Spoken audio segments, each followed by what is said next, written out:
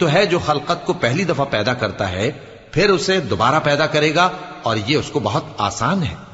اور آسمانوں اور زمین میں اس کی شان نہایت بلند ہے، اور وہ غالب ہے، حکمت والا ہے۔ وہ تمہارے لیے تمہارے ہی حال کی ایک مثال بیان فرماتا ہے کہ بھلا جن غلاموں کے تم مالک ہو وہ اس مال میں جو ہم نے تم کو عطا فرمایا ہے تمہارے شریک ہیں، اور کیا تم اس میں ان کو اپنے برابر مالک سمجھتے ہو؟ اور کیا تم ان سے اس طرح ڈرتے ہو جس طرح اپنوں سے ڈرتے ہو؟